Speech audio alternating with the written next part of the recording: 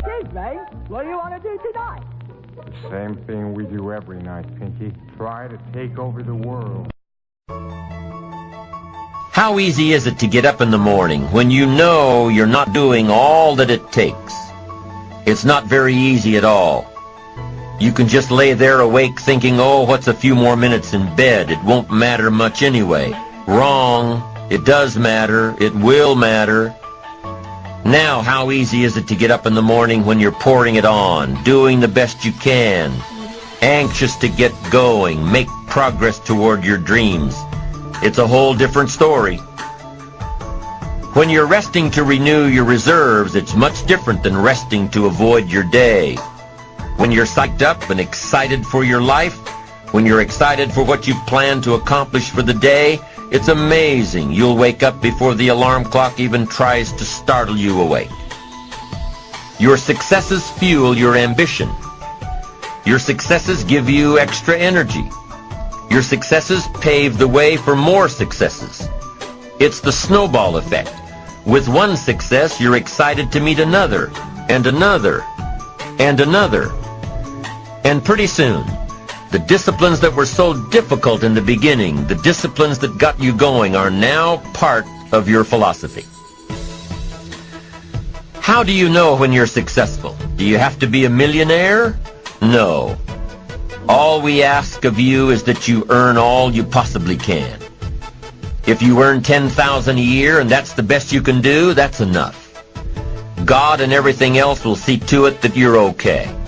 The key is to just do the best you can. If it's $10,000 a year, wonderful. If it's $100,000 a year, wonderful. If it's $1 million a year, wonderful. It doesn't matter $10,000 a year or $1 million a year. It doesn't matter as long as you've done the best you possibly can. Earn the most you possibly can. Be the most you possibly can. And here's why. The essence of life is growth. The essence of life is growth, to do the best you can. And here's what's interesting. Humans are the only life form that will do less than they possibly can. Humans are the only life form that will settle for less. Every other life form except human beings strive to its maximum capacity. How tall will a tree grow? Approximately as tall as it possibly can. You never heard of a tree growing half as high as it could. No, trees don't grow half. Trees send their roots down as deep as possible, stretch their limbs up as high as possible, produce every leaf possible and every fruit possible. As a matter of fact, you never heard of a human physically growing half. We keep growing until we're done. Now that's a part of life we can't control. It's genetically coded. And that's probably why we keep growing till we're done. Because we can't control that part. It's the rest of our growing that we control. The growing of our minds, the expansion of our minds, that we can control. And that's what tends to get away from us. All life forms inherently strive to their max except human beings. Now, why wouldn't human beings strive to their maximum possibility? Here's why. Because we've been given the dignity of choice. It makes us different than alligators and trees and birds. The dignity of choice makes us different than all other life forms. And here's the choice. To become part of what we could be, enough to get by, or to become all that we can be. My best advice for you is to choose the all. Earn all you can, make all the friends you can, read as many books as you can, develop as many skills as you can, see as much as possible, do as much as possible, make as much fortune as possible, give as much of it away as possible. The max. There's no life like it. I'm telling you, once I got on track, I've never looked back. Pick up the challenge. Go for it.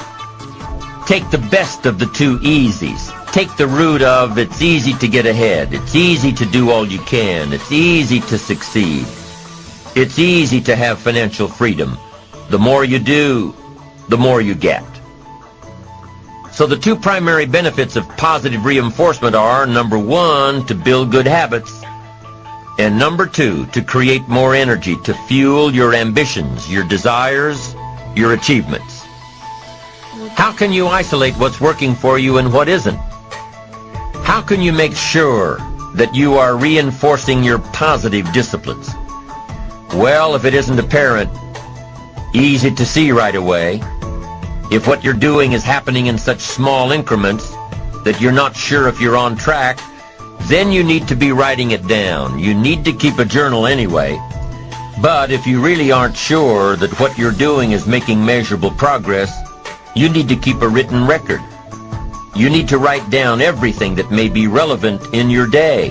What you did, who you saw, what you felt, how it may or may not affect you now and in the future.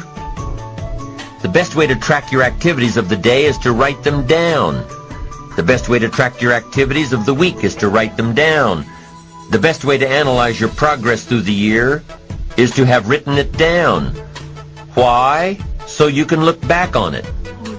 Because by keeping a written record of your life, you will be more accountable. By putting into writing the action steps that you have planned, you will easily see what works and what doesn't.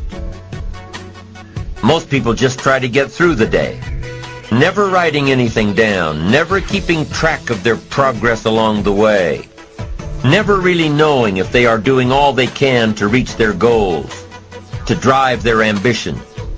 But gifted people learn to get from the day.